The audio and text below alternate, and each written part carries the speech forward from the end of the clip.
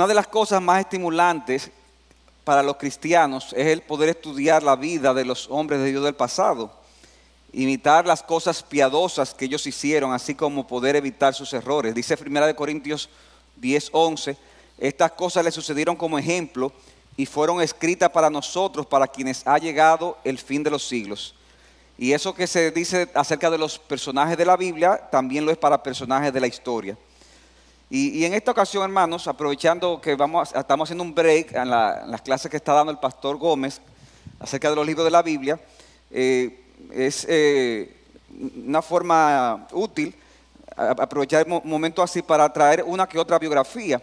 Y yo quiero compartirles a ustedes en esta mañana la biografía del primer misionero norteamericano que salió a evangelizar a una nación pagana en los tiempos modernos, y su nombre fue Adoniram Judson. De modo que yo quiero compartir esa vida a ustedes. Si no la conocen, tal vez algunos la han leído en alguna otra ocasión, y será una oportunidad para que refrescar el conocimiento de cómo Dios usó este siervo de Dios. Fue una vida llena de dificultades y sufrimientos, pero una vida en la que Dios fue grandemente glorificado. Adoniram Judson. Entonces, lo vamos a ver bajo tres simples encabezados. Vamos a ver a Adoniram Judson en sus primeros años. En segundo lugar, Adoniram Judson y su conversión y su llamado al ministerio. Y finalmente vamos a ver su labor misionera. De modo que eso es lo que yo quiero compartir con ustedes en esta mañana. Veamos en primer lugar los primeros años de este señor Adoniram Judson. Él nació el 9 de agosto de 1788 en Massachusetts, Estados Unidos. Él era hijo de un pastor de una iglesia congregacionalista.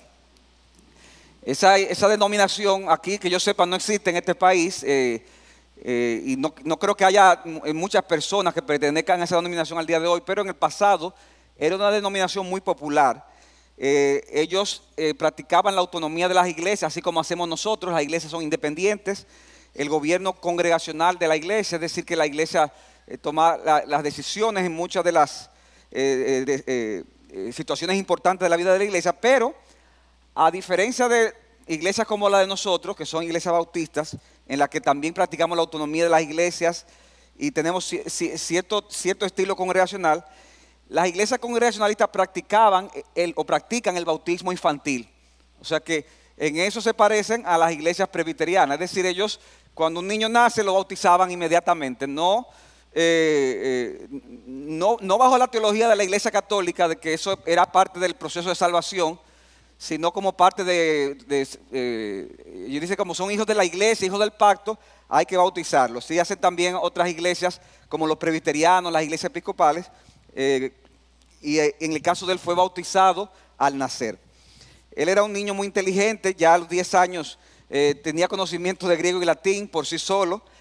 A los 16 años, en el 1804, a través de la influencia de su padre, él fue a estudiar, hermanos, a una universidad llamada Universidad de Rhode Island en Providence. Y su padre, una de las razones por las cuales quiso mandarlo a esa universidad era porque él tenía 16 años y él quería que él fuera a un lugar donde hubiera un ambiente cristiano, es decir, una universidad donde hubiese buena compañía, donde los valores cristianos se preservaran. Y había muchas opciones en esa época y él decidió mandarla a esa universidad. Pero resulta que cuando llega a esa universidad, él se hace amigo de una persona que se llamaba Jacob Ames, y ese amigo era deísta y escéptico. ¿Qué quiere decir eso? Que él decía, deísta, si acaso existe Dios, él no tiene ninguna relación con el mundo, y era escéptico, él dudaba de la existencia de Dios. Y se hacen amigos y Adoniram Judson termina adoptando esa filosofía de ese amigo. Oigan cómo son las cosas. El papá lo manda precisamente a esa universidad porque ahí va a estar más protegido. Y ahí es que se hace ateo el muchacho o escéptico. Entonces, él adopta esa filosofía y no le dice nada a sus padres, concluye sus estudios y cuando tiene 20 años de edad, él decide irse a vivir a la ciudad de Nueva York, que en esa época era la ciudad más pecaminosa de Norteamérica y al día de hoy tiene uno de los rankings más altos. Pero él decide irse a Nueva York. Esa decisión sorprendió a los padres que no sabían lo que había pasado Y los padres se reúnen con él, pero mijo, ¿y cómo tú te vas a ir para allá? Pero tú te vas a perder. Pero es que ya estaba perdido. Y comenzaron a discutir y él se impuso, no, yo me voy a Nueva York, yo me voy a independizar y me voy para allá. Y cuando el papá trató de debatir con él, y él le dijo lo que creía, resulta que estaba tan adoctrinado, mal adoctrinado por ese amigo, que el papá mismo no pudo responder a algunos de los cuestionamientos filosóficos que le dijo su hijo Adoniram. Y es así como él simplemente le entregó un caballo como parte de su herencia y lo dejó que se fuera para Nueva York. Y va camino a Nueva York, a la ciudad más pecaminosa y para colmo con esa filosofía totalmente anticristiana. Y eso nos lleva, hermanos, a nuestro segundo encabezado. Su conversión y su llamado al ministerio. Gracias a Dios esa incredulidad no duró mucho. Oigan lo que pasó con él. Se fue a Nueva York, pero cuando llega allá resulta que las cosas no le salieron como pensaban. Imagínense, viene de un contexto rural, llega a esta ciudad y los planes que quería hacer resulta que se le frustraron. Y él dice, bueno, ¿y ahora qué hago? Y entonces él decide caminar y ver a dónde va, a qué otra ciudad de Estados Unidos va. Y resulta que llega en el camino, le agarra la noche en una villa y decide dormir en una pensión, ¿verdad? Lo que ahora le dirían allá le llaman un motel, un hostal, y decide pasar la noche ahí. Cuando se va a acostar, hermanos, resulta que al lado de la habitación de él, escucha un muchacho que se está quejando, pero quejándose fuertemente. Y una persona que estaba enferma. Y oía esos ruidos de ese muchacho que no lo dejaban dormir. Estaba sumamente tenso con eso que estaba pasando. La noche entera ese muchacho quejándose. Al otro día en la mañana, él se despierta, ¿verdad? Se arregla, se cambia y va a donde los administradores del local, de la pensión donde durmió, y le preguntó, ¿qué pasó con un muchacho que yo escuchaba que estaba en la habitación mía al lado, que se estaba quejando toda la noche? Ah, no, lamentablemente ese muchacho se murió. Oh, qué pena. ¿Y cómo se llamaba ese muchacho? Se llamaba Jacob Ames. ¿Sabe quién era Jacob Ames?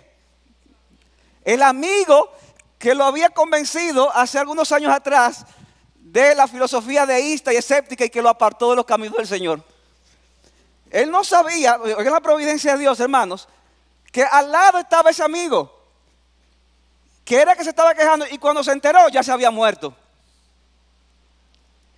Y eso lo llenó, imagínense, de terror, llenó ese muchacho, eso que sucedió. Y confundido y aterrorizado, decidió volver a la ciudad de sus padres. Me voy con papá y mamá. Pero él llega allá y todavía sigue con esas luchas y todavía no termina de convencerse. Y el papá tratando de ayudarlo y no había forma, hasta que, oigan lo que pasó. Resulta que a esa ciudad donde vivía su papá llegaron dos maestros de teología, porque ellos tenían planificado levantar un seminario en esa ciudad. Y cuando el papá conoce a estos dos maestros de teología, lo pone a discutir con Adoniram. Y ahí se ponen a discutir, pero el muchacho todavía no está como convencido. Y oigan la solución que le buscaron esos dos profesores. Algo, ¿verdad? Que no es algo muy recomendable, pero Dios usa en su providencia muchos medios. Ellos le dijeron, mira, vamos a hacer una cosa. Nosotros vamos a comenzar este seminario que es para pastores. Métete en el seminario y ponte a estudiar. Y él lo piensa y dice, mira, sí. Y decide entrar al seminario, no para ser pastor, porque él hasta impío era. Y entra siendo impío a un seminario para pastores a estudiar. Y en los primeros meses que estuvo en el seminario, exponiéndose a todo eso, finalmente Adoniram Judson vino a los pies de Jesucristo. Porque, hermano, Dios usa medios a veces extraños, ¿verdad que sí? No sabemos en qué fecha exacta, pero en el 1808, todavía tenía 20 años de edad, él hizo una declaración pública de servir al Señor. De modo que tenemos a este impío que se convierte en un seminario para pastores y misioneros, y automáticamente se convierte, él siente deseos de irse a las misiones. Decía él, fue cuando andaba en un lugar solitario en la floresta, meditando y orando sobre el asunto, y casi resuelto a abandonar la idea, que me fue dada la orden: id por todo el mundo y predicad el evangelio a toda criatura. Ese asunto se me reveló tan claramente y con tanta fuerza que resolví obedecer a pesar de los obstáculos. Él tomó esa decisión cuando tenía 21 años. En ese tiempo, en lo que él estaba buscando apoyo para poder irse para la misión, estuvo visitando algunas iglesias, y en una iglesia que fue, se hospedó en una casa donde había una joven llamada Ann Eiseltine. Era una joven que era un año menor que él, le gustaba las misiones y era bonita. ¿Qué ustedes creen que pasó? Era de su edad más o menos. Era bonita y le gustaban las misiones. Entonces se enamoró de ella y ahí entonces comenzó el proceso de cortejo. Él le manda una carta, porque acuérdense, hermano, en esa época no es como ahora. La distancia se duraba más y no había WhatsApp ni nada por el estilo. Él le escribe una carta en la que le pide formalmente que si él aceptaba tener una relación de noviazgo con él. A lo que él dice, mira, pregúntale a mi papá porque él es el que sabe. Yo estoy bajo su autoridad. Entonces le manda una carta al papá. En la carta le dice, ahí ustedes pueden leerlo, entre otras cosas, le dice, mire, ahora yo tengo que preguntarle si usted consentiría, oigan esto, hermano, en separarse de su hija a principios de la próxima primavera para no verla nunca más en este mundo. Si usted consentiría en que ella partiera a un país pagano y se sujetara a las pruebas y sufrimiento de una vida misionera. Si usted consentiría en que ella se expusiera a los peligros del océano y a la influencia fatal del clima del sur de la India, él pensaba ir a la India, y a toda clase de carencia y angustia y situaciones degradantes, a insultos, a persecuciones y quizás una muerte violenta. ¿Qué forma de convencer al papá?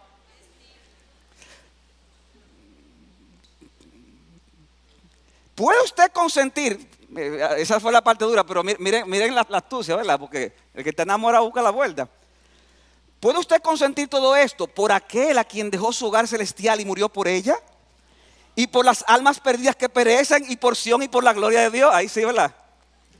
¿Puede usted consentir todo esto con la esperanza de encontrarse pronto con su hijo en la gloria?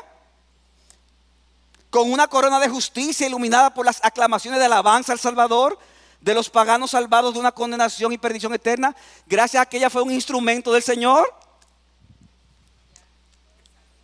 Lo desalmó. ¿Qué ustedes creen que hizo el papá? El papá hizo lo que yo creo que yo hubiera hecho. Pregúntale a ella, que ella decida. Entonces, los papás dijeron que decida ella, y es así como ella luchó un tiempo con ese asunto hasta que finalmente aceptó. Y se casaron el 5 de febrero de 1812, cuando él tenía 23 años y ella 22. Y al día siguiente fue su ordenación. Y el día 18 se fueron a la misión. ¿Esa fue la luna de miel?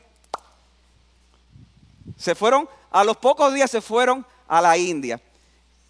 En un viaje que duraba entre 4 y 5 meses. Duraba porque eran en barcos de esa época. Y hermano, en 5 meses en un barco pasaban muchas cosas. Yo siempre he dicho, en esos barcos, el capitán del barco era como el presidente de la república, era como el rey. Ahí habían leyes, ahí pasaba de todo. En los barcos, la gente nacía, crecía, se multiplicaba y se moría. Y se enamoraban y rompían amores y se arreglaban y se casaban. Todo eso pasaba. Eran viajes un largo. En ese camino hacia la India, Ana escribe lo siguiente. Dice, me despedí de mis amigos y de mi tierra. Durante tanto tiempo había anticipado la dura prueba de la partida, que me resultó más tolerable de lo que pensaba. Pero igual mi corazón sangra. Oh América, tierra mía, tengo que dejarte, tengo que dejar a mis padres, a mi hermana, a mis hermanos, a mis queridos amigos y los recuerdos de mi juventud. Sí, tengo que dejarlo por una tierra pagana y un clima desagradable. Adiós recuerdos felices, pero nunca serán olvidados. Y luego volvió y escribe ella, todo eso en el camino a la India. La luna llena se reflejaba luminosamente en el agua y todas las cosas a mi alrededor conspiraron para darme sensaciones agradables aunque melancólicas. Mi patria, mi hogar, mis amigos y todos los placeres a los cuales había renunciado se agolparon en mi mente. Hermanos, era irse para no volver más. Las lágrimas brotaron profusamente y no tenía consuelo. Pero casi inmediatamente el pensamiento de haber dejado todo esto por la causa de Cristo y la esperanza de un día ser un instrumento de Cristo para guiar a las mujeres degradadas y desdichadas a aceptarlo como Salvador, calmaron mi dolor, secaron mis lágrimas y devolvieron la paz y la tranquilidad de mi mente. Y eso nos lleva, hermanos, al tercer y último encabezado que vamos a ver más ampliamente. La labor misionera de Adoniram Judson. Él llega a la India, específicamente a la ciudad de Calcuta. Resulta que en el camino, en el barco, él estuvo estudiando el Nuevo Testamento griego junto con su esposa, y ellos llegaron a la convicción de que el bautismo bíblico es el bautismo de creyente, es decir, tú tienes que primero convertirte a Jesucristo y después bautizarte. Y como ellos habían sido bautizados por aspersión, al llegar allá, ellos le pidieron a unos misioneros en la India que ellos querían ser bautizados con el bautismo bíblico. Y así como llega el misionero y lo primero que hace es él mismo ser bautizado junto con su esposa. Entonces eso trajo un problema de conciencia. ¿Por qué? Porque la sociedad misionera que lo estaba mandando a Estados Unidos era una sociedad paido-bautista, es decir, una sociedad que no creía en el bautismo de adultos, sino en el bautismo infantil. Y Adoniram Judson, por asunto de conciencia, decide renunciar a la sociedad misionera. ¿Y ahora? Eso provocó que los bautistas en Estados Unidos de repente se sintieran conmovidos para eso y rápidamente formaron una sociedad misionera bautista para apoyarlo. O sea que el misionero llegó primero que la misión. Porque primero se crea la misión para mandar misioneros. Aquí fue al revés, aquí llegó el misionero y después hubo que crear la misión. Y es así como se formó esa sociedad para apoyarlo. Pero ¿qué pasa, hermano? Que en la India había un grupo, una compañía británica que tenía mucho poder allá, mucho poder, y no quería saber de misioneros, porque entendía que eso hacía que cuando los indios se convertían, eso les afectaba su ganancia. Y en el caso de Adoniram Judson, rápidamente le dijeron que tenía que salir de la India. Tenía que salir ya. Y eran gente con mucho poder. Y es así como el primer barco que llegó, lo montaron y se tuvieron que ir sin saber para dónde iba. Él y la esposa tuvieron que irse rápidamente. Y resulta que por casualidad ese barco iba a Birmania, que es un país que está entre la India y la China, específicamente a la ciudad de Rangún. La esposa de Adoniram estaba embarazada y penosamente por todo ese proceso tan rápido perdió el embarazo en el camino a Birmania. Y es así como llega esta pareja a Rangún, Birmania. Como dice un autor, la ciudad de Rangún se encontraron ahí con una ciudad plagada de moscas, ratas y otras clases de bichos y alimañas. Aparte de eso, resulta que el birmano, el idioma, era sumamente difícil. No tenía estructura el idioma, no tenía gramática escrita. Adoniram Judson duró 3 años para poder aprender el idioma. De hecho, él mismo tuvo que encargarse de escribir una gramática para el idioma. En ese país se practicaba el budismo y las conversiones del budismo a otras religiones podían ser castigados con la pena de muerte. Hermanos, transcurrieron 5 años y medio antes de que él viera el primer convertido. El primer convertido. Cuando tenía 31 años de edad fue que ocurrió eso. Pero la salud de Ana se comenzó a ver muy afectada, por lo que tuvo que en un momento dado ir a la India y volver. Tuvo un segundo hijo, pero también murió con apenas 8 meses. O sea que todavía la pareja está sin hijos. Se le han muerto 2 hijos. Cuando murió su segundo hijo, escribió a Adoniram lo siguiente: la muerte, sin tener en cuenta nuestra soledad, entró en nuestra morada e hizo de la familia más feliz la más desgraciada. Pero Dios nos ha enseñado con las aflicciones lo que no aprenderíamos a través de sus misericordias. Que nuestros corazones son su propiedad exclusiva, sea cual sea el rival que se inmiscuya, Él lo quitará. No nos sentimos con humor para murmurar o para preguntar a nuestro soberano por qué ha hecho esto.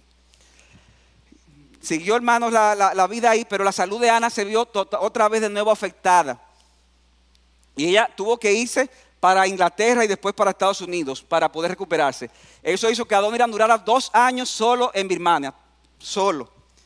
Estando ella allá esos 2 años, eso hizo que ella recaudara fondos, hasta escribió un libro hablando de la obra en Birmania, y eso hizo que algunos misioneros comenzaran entonces a llegar allá. Pero ella misma estaba deseosa de volver a ver a su marido, y es así como en el 1823 ella regresa de nuevo a Birmania. Para eso la iglesia tenía 18 bautizados, Adoniram tenía 35 años de edad, y él había terminado la traducción del Nuevo Testamento al birmano. Pero hermanos, lo peor estaba por venir. Resulta que la familia Judson decide moverse de Rangún, donde estaba, a la ciudad de Ava, que era la capital, porque pensando que iba a tener más influencia al ser la ciudad principal. Pero cuando deciden moverse hacia Ava, resulta que se declara la guerra entre Birmania e Inglaterra. Y como se declara esa guerra, los birmanos cogen a todos, aunque él era americano, pero imagínense, blanquito al fin, toman presos a los misioneros acusándolos de espionaje. Y es enviado él a una cárcel conocida como la cárcel de la muerte. Un lugar espantoso para el calor, con falta de ventanas, con la presencia de todo tipo de insectos y un olor a podrido permanente. Y con el riesgo de que lo iban a matar. De hecho, en varios momentos mandaron a matarlo. Y Ana iba rápidamente y presentaba una petición ante la ciudad. Y eso hacía que pararan la muerte justo. O sea, en varios momentos le iban a matar y porque llegaba esa orden entonces la aguantaban. Pero resulta que cuando lo metieron preso, Ana estaba embarazada.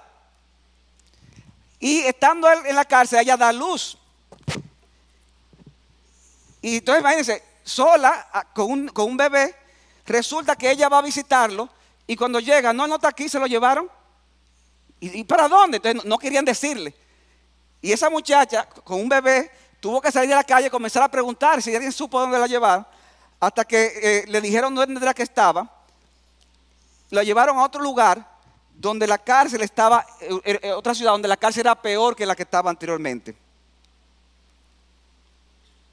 Dice en la historia que él tuvo que salir con Ana en todos sus esfuerzos para tratar de librarla, pero cuando llegó a esa ciudad se encontró que la cárcel era mucho peor y ella llegó con esa bebé, tuvo que quedarse en una bodega, una persona le cogió pena y en ese tiempo ella tenía que buscar comida para ella y para su hija.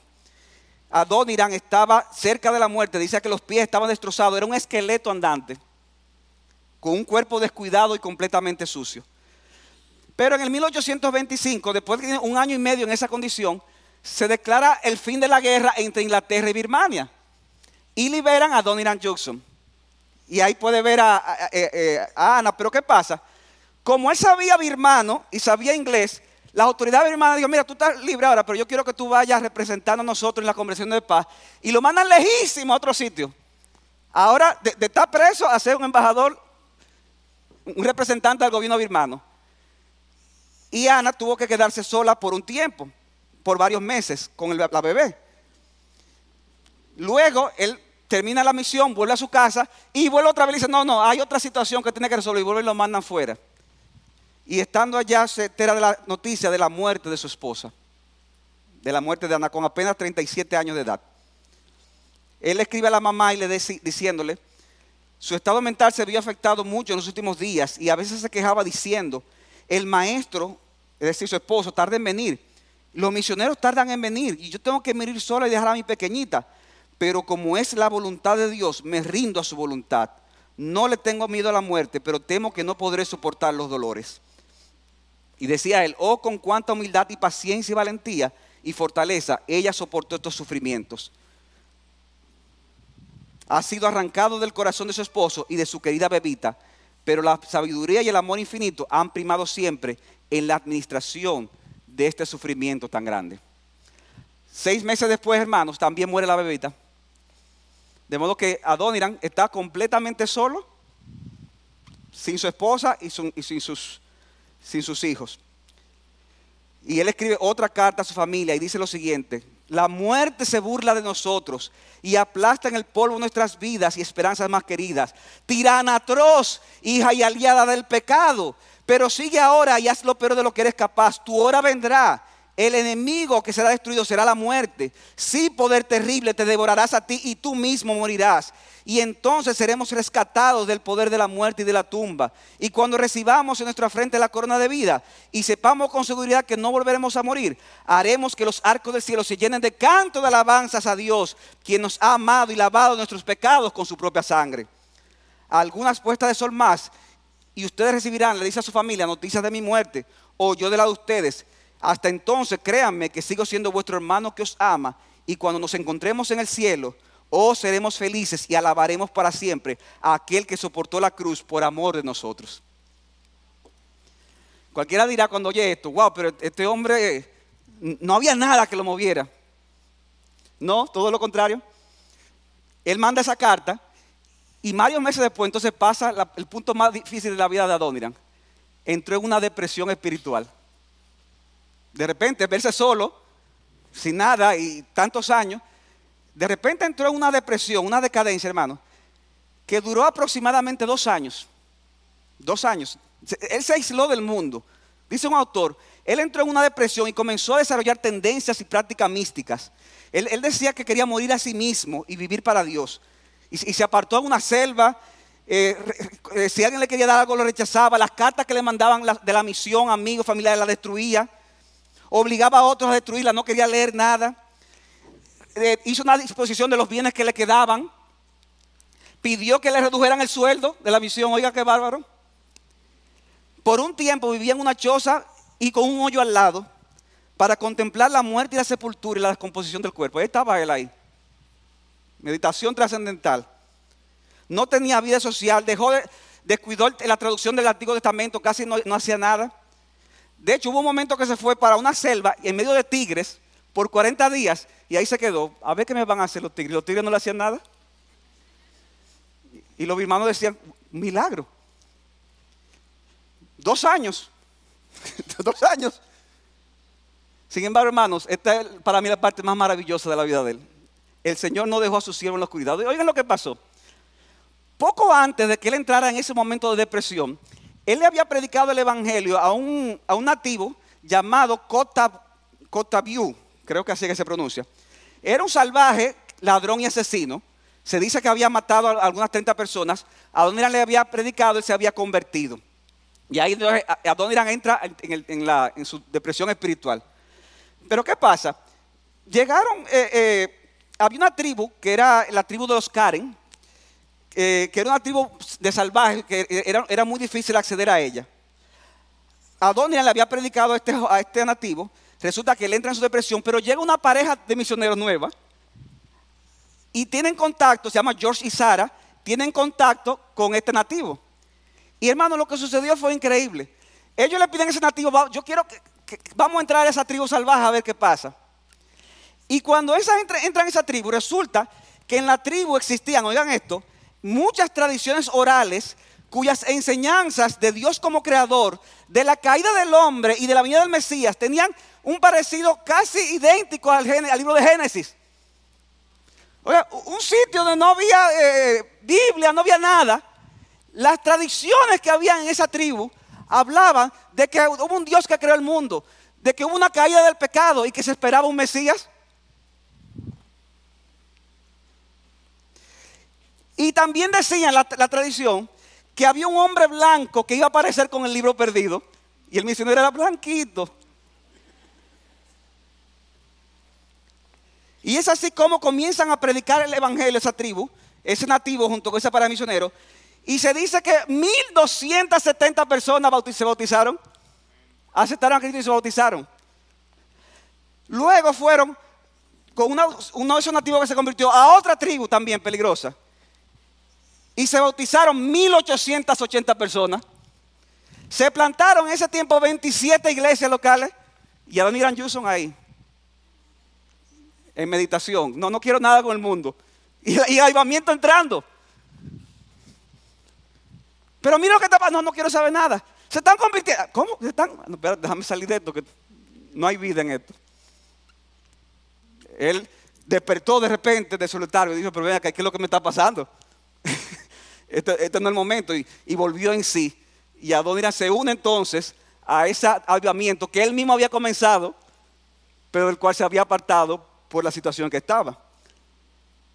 Dice Adoniram Judson, la búsqueda de Dios se extendió a todas las partes del territorio de Birmania.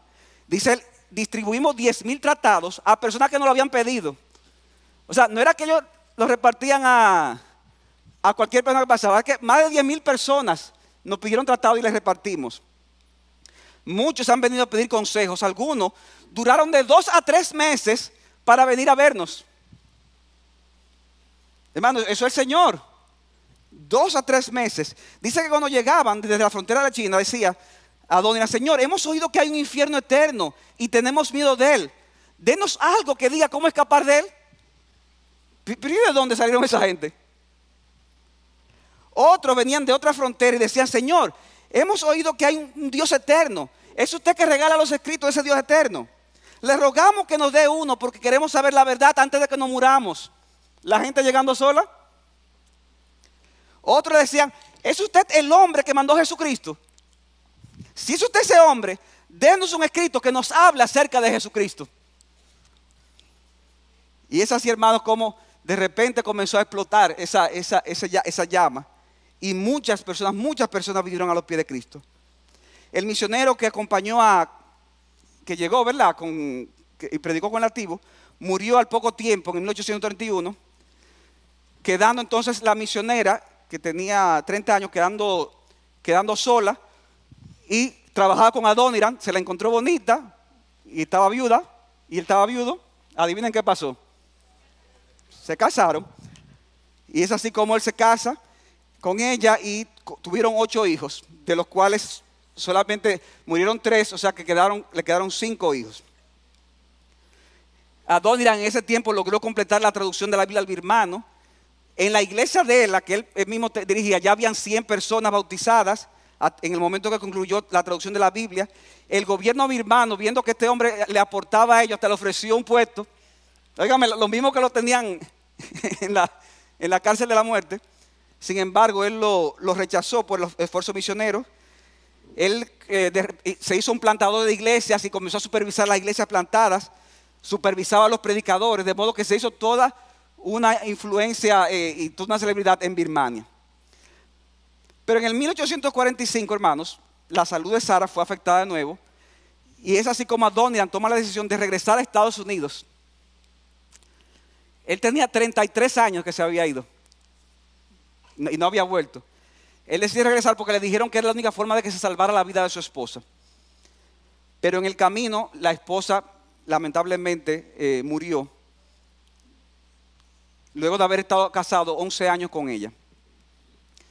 O sea que Adoniram llega en el 1845 a Estados Unidos, tenía 57 años de edad. Él se fue casado con Ana, ¿verdad? Entonces él regresó viudo de Ana y de Sara. Y regresó con 5 hijos chiquitos y con 57 años de edad. Pero cuando llega allá resulta que su ejemplo había inspirado a muchas personas. Él era tan famoso en Estados Unidos que su nombre se mencionaba en los sermones. Había muchos hijos de creyentes que se llamaban Adoniram, porque en honor a él le ponían ese nombre. Y es así como él, estando en Estados Unidos, recibió numerosas invitaciones a predicar, a compartir su testimonio. Estando allá, resulta que conoce una mujer llamada Emily, con quien comienza a reunirse para escribir las memorias de su segunda esposa. Pero escribiendo la memoria de su segunda esposa, se enamoró de la que iba a ser su tercera esposa. Entonces se casó otra vez por tercera vez. O sea que a él no le gustaba estar solo. Y es así, hermanos, como él, casado de nuevo por tercera vez, decide de nuevo volverse a ir a Birmania con 58 años de edad, dejando a los hijos más grandes allá. Nada más se fue con los 2 hijos más pequeños y vuelve otra vez a Birmania el hombre. Y es ahí donde sigue ministrando, predicando la palabra, supervisando, hasta que 3 años después, en medio de un problema de salud, finalmente Adoniram parte a la presencia del Señor. Murió con 61 años de edad en el año de 1850. A través de su influencia en todo el país, al momento de morir Adoniram Judson, él había plantado más de 100 iglesias. Oigan el número, 100 iglesias. Un solo hombre, a lo largo de esos años. Y habían alrededor de 8,000 creyentes que se habían convertido a través del ministerio de este hombre. De hecho, la Biblia que él tradujo, la Biblia de Judson, se dice que sigue siendo la Biblia más popular en Birmania al día de hoy. Y en los años de 1950, el primer ministro de Birmania reconoció de forma póstuma la labor que hizo este hombre. De modo, hermanos, que esa es la vida de Adoniram Judson. Una vida de sufrimiento, una vida de dolor, una vida de gloria y de gozo porque lo hizo para el Señor. Hay, para concluir, hermano, algunas lecciones que yo quisiera traspasar a ustedes acerca de la vida de este hombre. Hay muchas cosas que podemos decir, pero una de ellas es que vale la pena, hermanos, los sufrimientos que vienen a nuestra vida si es fruto del llamado de Dios para nosotros. Vale la pena sufrir por causa de Cristo. Siempre que ese sufrimiento sea parte de lo que Dios te ha llamado. Porque Dios no ha llamado a todo el mundo a condiciones como esa. Pero sea lo que Dios te ha llamado, hay algo que es seguro, vas a sufrir. Yo estoy seguro que estás sufriendo y sufrirás. Cuando tú estés en ese momento de sufrimiento, de persecución, de dolor, mi hermano, yo quiero que esta biografía te ponga a ti en la mente el hecho de que vale la pena sufrir por causa de Cristo. Porque lo que nos espera es mucho mayor. Otra cosa que aprendemos de la vida de él es que no debemos medir el éxito ministerial desde el punto de vista humano. Imagínense este hombre, hermano, que llega allá solo. Se le mueren los hijos, se le muere la esposa. ¿Y cuántos convertidos hay? 1. Y después con mucho tiempo, 18. Y entra entonces en esta depresión y todo lo que pasó en la selva. Nosotros muchas veces nos toca sembrar y a otro cosechar. ¿Qué decía Pablo? Yo regué, Apolo sembró, pero el crecimiento lo da el Señor. A veces Dios lo que nos pone a sembrar. A veces nos da el privilegio de cegar, de recibir el fruto. Ahora, el éxito no debemos medirlo en base a los resultados. Debemos de medirlo en base a la fidelidad a Dios. Sea mucho o sea poco. Y en tercer y último lugar, hermanos, el motor que nos impulsará a una vida dispuesta a vivir un cristianismo radical, ¿ustedes saben cuál va a ser? El motor que nos impulsará será el amor a Jesucristo y el reconocimiento del amor de Cristo por nosotros. Decía Adoniram Judson en sus últimos días, y lo cito, cito a alguien que lo escuchó orando de esta manera: durante los últimos días de su vida se refirió muchas veces al amor de Cristo. Con los ojos iluminados y las lágrimas corriéndole por el rostro, clamaba: oh, el amor de Cristo, el maravilloso amor de Cristo, la bendita obra del amor de Cristo. En cierta ocasión dijo: yo tuve tales visiones del amor condescendiente de Cristo y de la gloria de los cielos, como pocas veces creo que se le han concedido a los hombres. Oh, el amor de Cristo es el misterio de la inspiración de la vida y la fuente de la felicidad en los cielos. Oh, el amor de Cristo, no lo podemos comprender ahora, pero qué magnífica experiencia será para toda la eternidad. Ese es el amor que tenía Adoniram Judson por el Señor. Y el mismo Señor de él, le tengo una noticia, es el mismo Señor de nosotros. El mismo amor que el Señor tenía por él, es el mismo amor que el Señor tiene por nosotros. Y el mismo amor que él tenía por el Señor, es el amor que nosotros debemos tener por él. Porque por él y para él son todas las cosas, hermanos. A él sea la gloria. Y vale la pena sufrir por Jesucristo. Que Dios nos ayude a amar a Jesucristo cada vez más, a comprender más su amor para con nosotros, a adorarle más y a estar más dispuesto a seguirle al ver ejemplos como este hombre. Vamos a